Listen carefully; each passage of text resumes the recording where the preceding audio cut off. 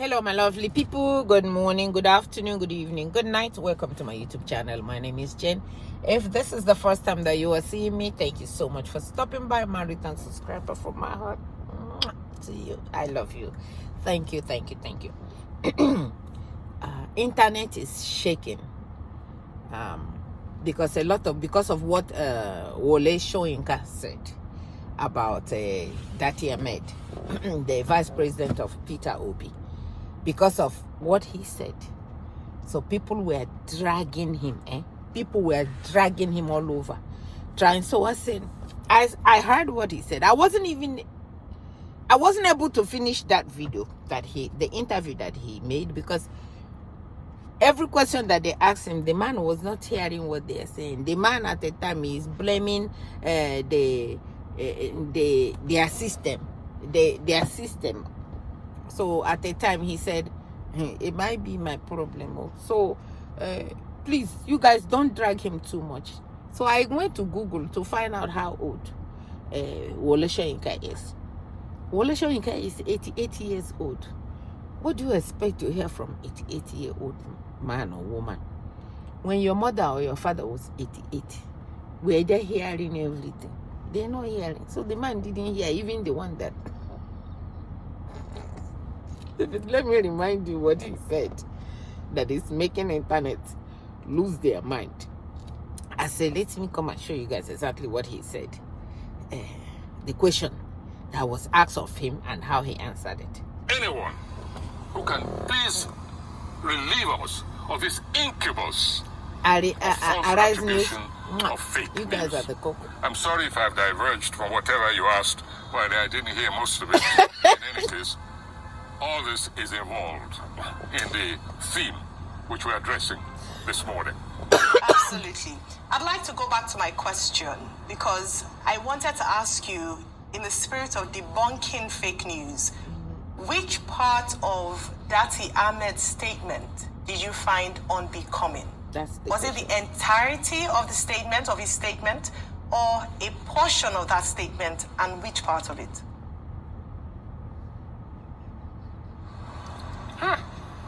It's all very well going back to your question, but it's still going back to the kind of breaks which we had. The transmission is really problematic. It could be my personal problem of hearing. I don't want to blame it completely. I think we really... And since you say you had a specific question, this time I don't want to go off on a tangent, unless I can hear it very clearly, distinctly. Okay. All right. So I'll repeat the question, and I'll just if the audience would permit for me to pick the word so you can make it out clearly. Okay.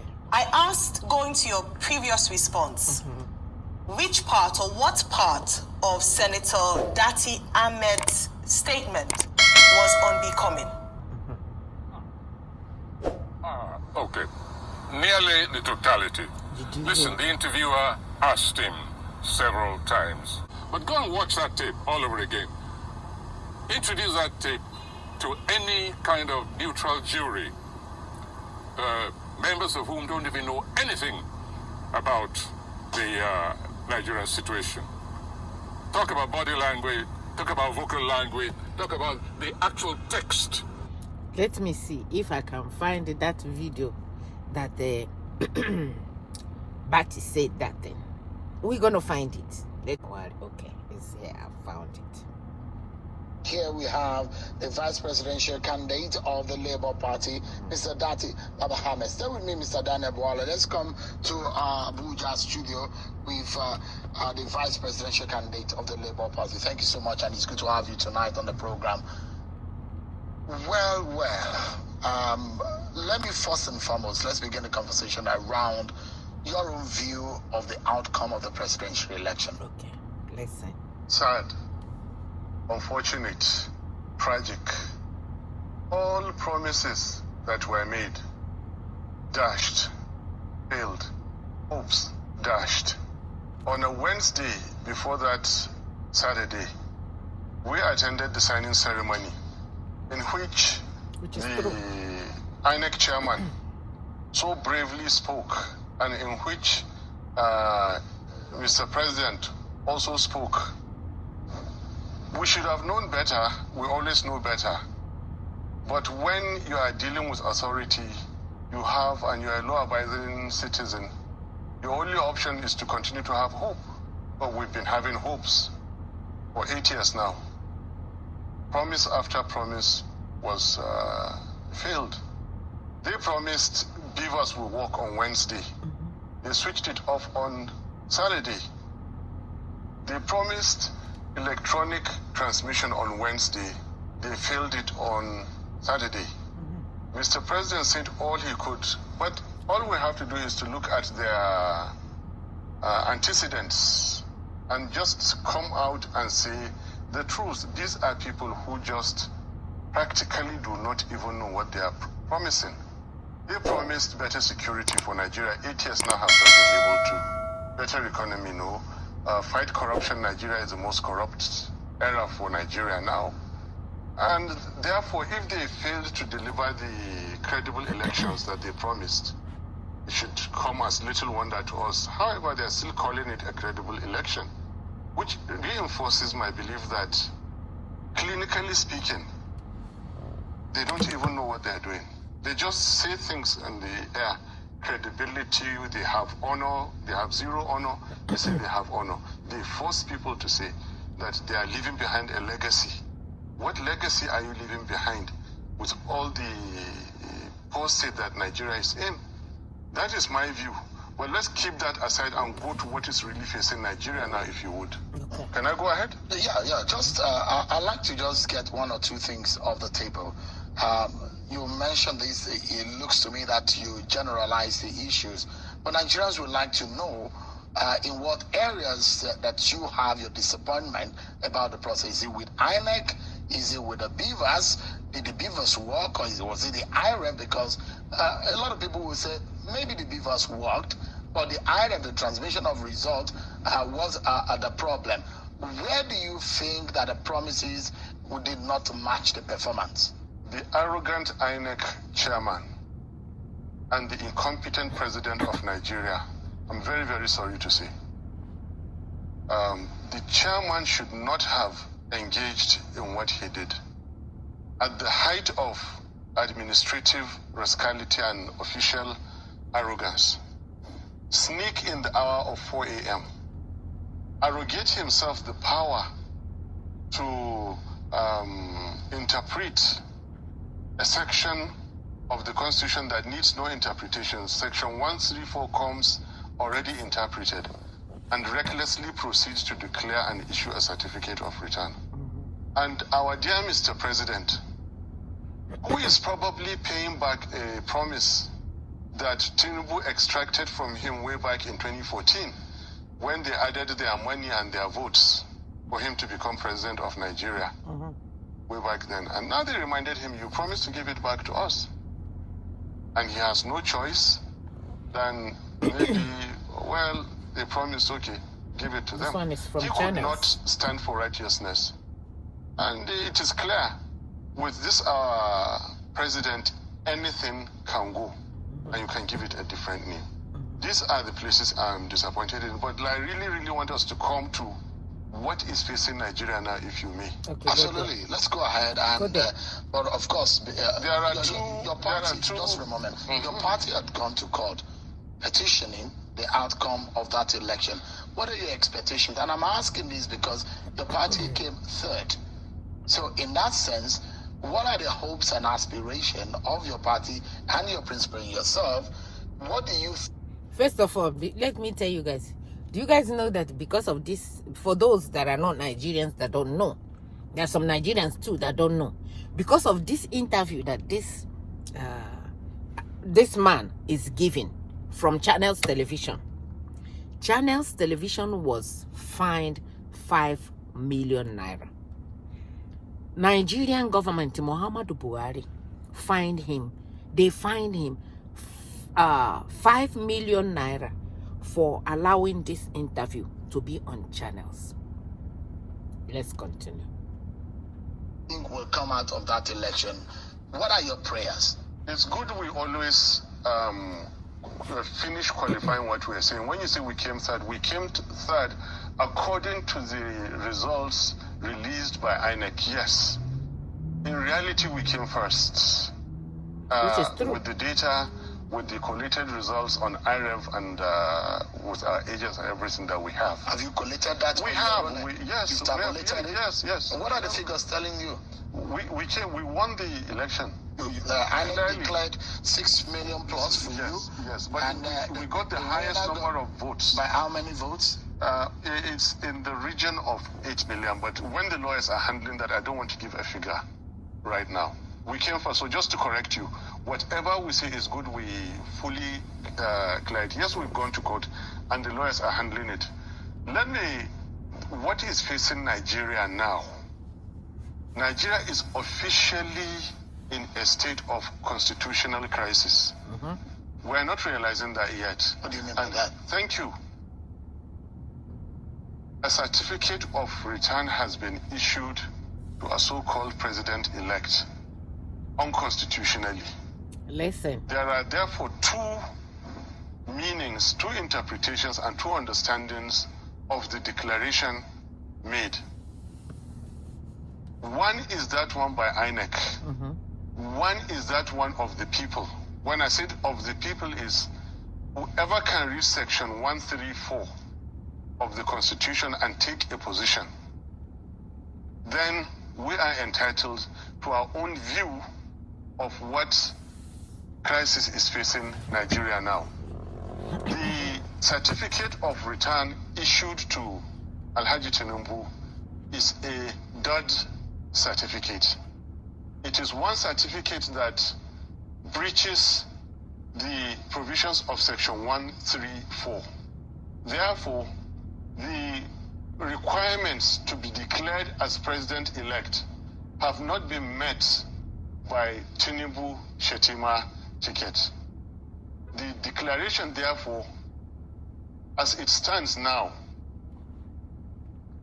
as far as the people of Nigeria who choose to adopt the literal, clear, interpreted meaning of section 134 is concerned, there is really no president-elect. All right. So let's clarify. Yes. So section 134 suggests and puts to Nigeria. Does not suggest, provides. Yeah, provides what Nigerians should think about when they are electing a leader and the office of the president, and it talks about. No, Seun, you're wrong.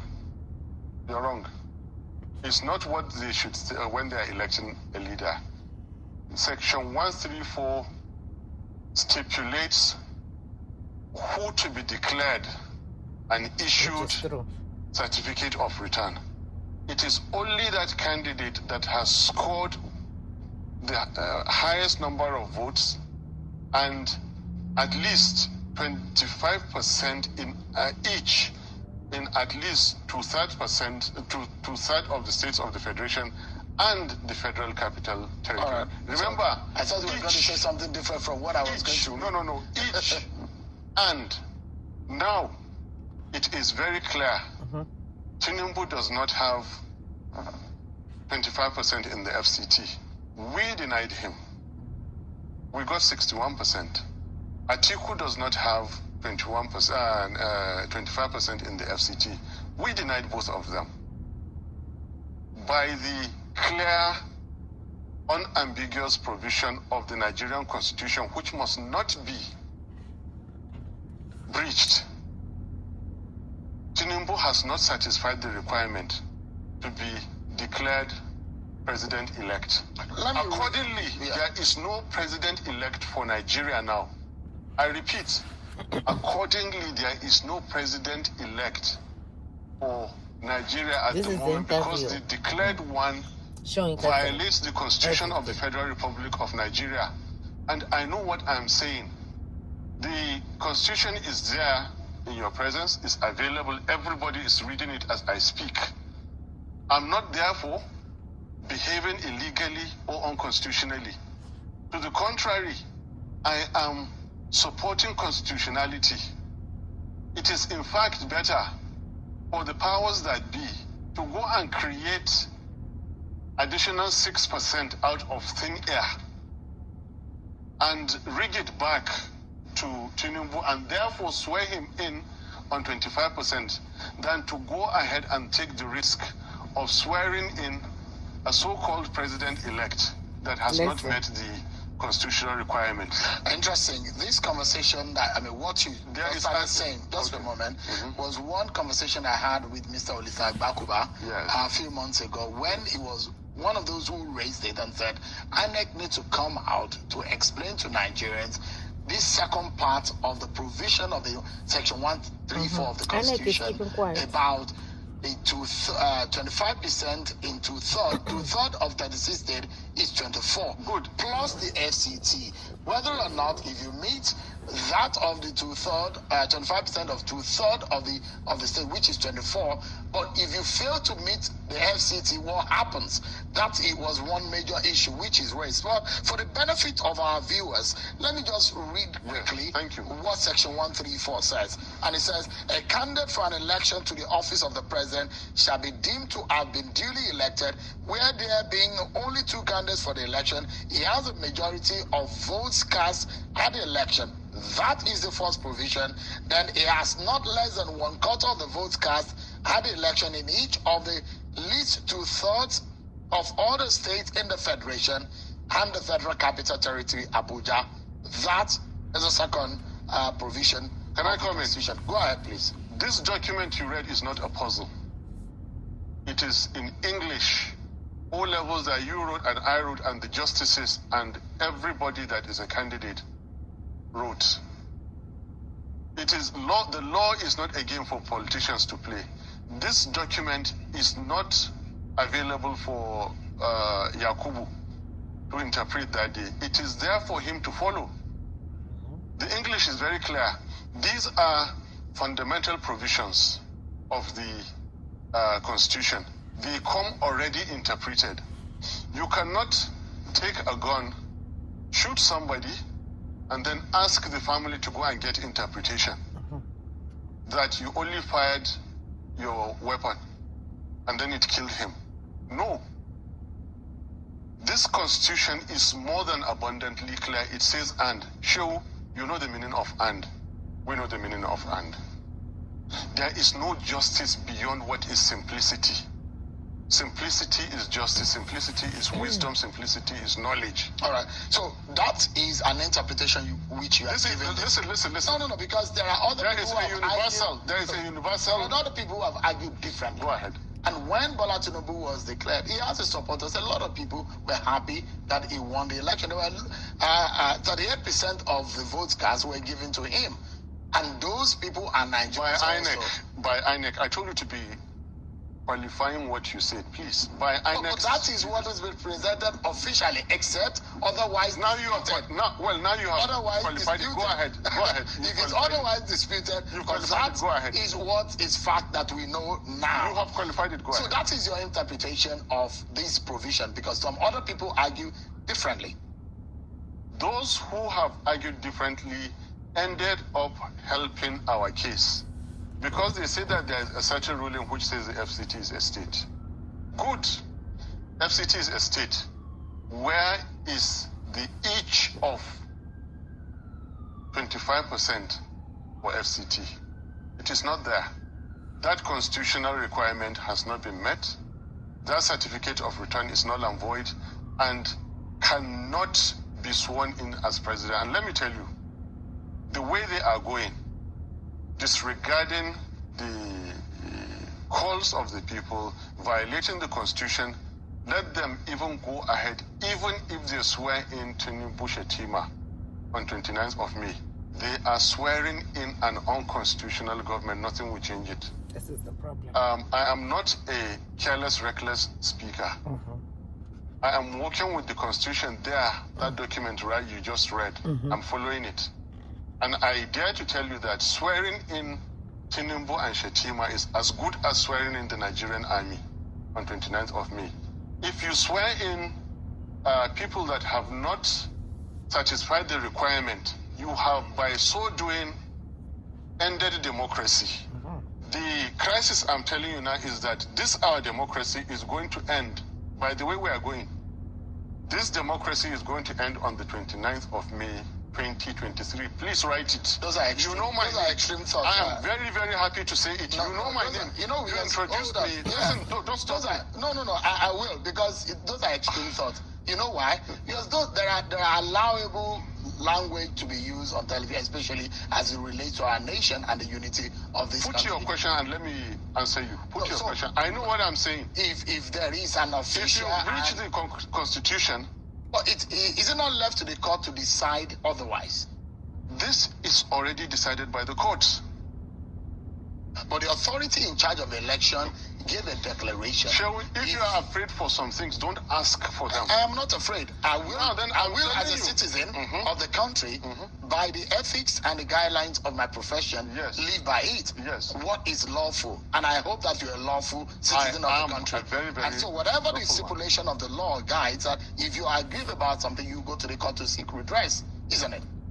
This document is a product of the legal system. It has been signed into law by the President, Commander-in-Chief Federal Republic of Nigeria. I believe in this document. That is why I'm so lawful. That is why I'm so confident. And that is why however extreme it is, Sheung, I am saying it on national TV. I don't like to take risks. I'm not taking any risks. Swearing in a ticket that has not met the constitutional requirements of the Constitution, okay, is ending democracy. Quote me on it. That's your interpretation. That is my interpretation, and that is it. My dear, this interview now that I just played for you, what Ahmed that he said, it's exactly what he said that Soyinka said. Everything he said was wrong. Which one did he say wrong? Is it that swearing in Ahmed? Is it that swearing Tinubu in will be ending the constitution? Is it wrong? Because they already have a constitution that has been approved that they have been following. You must win the 24 state and Abuja and that word and is what all the lawyers in Nigeria and that word and is what they cannot interpret. That's why they are in a court now for court to interpret the word and is the word that took them to court. And now we are listening to hear if the people in Supreme Court can interpret the word and for us. That's what we are waiting for. But this video is showing her coming out and said everything that you hear from Channels Television that they find because of this video. They find them 5 million. 5 million. That they are not supposed to allow him to come. They are not supposed, but they invite their people to say all kind of stuff, threaten all kind of stuff. But for this video, Channels Television was fined 5 million. Then Wole Soyinka said everything that this man said that it was wrong. This election was done February 25. He has not come out and say something in this election. Keyamo came out and said something. Everybody coming out, threatening from here, from there, all over the place. He has not said anything. So that's why I told you guys. So please, after I check his age today, and I found out that he was not okay. Because if he's going to see what is happening in Nigeria, and he has to tell Nigerians that what Ahmed said was everything was wrong, that he will alienate, he will even anger his supporters. It's not angering us because the man is telling the truth the way it is. So because Bahara, forgive Wole Soyinka, he's 88 years old. He's almost 90 years old. What do you expect from a 90-year-old? He can't even hear the question. So if he couldn't hear the question from Arise News, he did not hear this video. He's just looking at it, reading lips of what is happening. Because he just confirmed to us that he cannot hear anything. He's not hearing what they said. This man has said it. That's why they are calling him. Please tell me if this interview that was done, that channels was supposed to be fine. Then you know what we are getting into. You know what we are getting into. They haven't even gone in yet. And channels, televisions, everywhere is being fine. Everywhere is they're chasing them bumper to bumper. Everywhere chasing them. So it's just so sad that what happened. And please, I'm here to plead with you guys, leave Soyinka alone, because Wole Soyinka is old. Wole Soyinka does not understand. He even in that video, Wole Soyinka even said something about if anybody can find so about him. It was about him. Like I told you guys, I didn't finish the video because it was annoying. They keep asking him questions over and over, and he wasn't hearing it. So I got angry and I got out, and that's the truth. So forgive him. Just forgive him. He does not understand. At his age, he still does not understand that he will be going down. He will be going down to go answer his Father in heaven without getting light, without seeing road. If people that matters cannot say anything, I don't know what else to say. So please, you guys forgive him. The man didn't hear the question. The man did not hear even what Ahmed said. The man didn't hear it. So, I mean, at his age, even myself, my ears is bothering me too. Talk of 88, almost 90 years old. So that's the only thing. That's the only thing I can say about what he said. He said in totality, and they asked him that question over and over. And he said everything this man said now that you guys heard that is wrong. My dear, that's the problem we have in Nigeria. This is the problem we have in Nigeria. The people that are supposed to talk, they are not talking. The people, they are scared of the government. I don't know what will Wole Soyinka be scared of. Or they are using him too as a propaganda. I don't know. I really don't know. So, but all I am going to tell you guys, obedient people are obedient because they listen to Peter Obi and Daddy telling them to calm down. We are in court. Let's hear if these people can finally define the word and this and this. That's what they are going to go and define for us. My phone and my key and my cream. That's what they are going to do. This, and this, and this. 1, 2, and 3. And to make it 3, we have to and this one. That's all they are going to interpret for us that is making them go to Supreme Court. One day, I just heard, I said, let me tell you guys, because I'm not an enemy of progress. So Wole Soyinka, I saw them dragging him all over. Dragging him, telling him, calling him name, calling him all kind of names. Say, this old man, if you're old, get inside the house. This, that. So I type and say the age. When I saw the age, I said, okay, let him come and plead on his behalf. The man did not hear. He did not hear the question. He did not hear the answer. He did not hear anything. He was reading lips. He was even going to put his problem on Arise News and said, I don't want to blame you guys and maybe it's my problem. So it's this problem. So leave the man alone. Let us, you understand what I'm saying? I know you guys got what I said. So I thought I'd come and let you guys hear what happened from me to you. I love you. Thank you so much for watching. Bye-bye.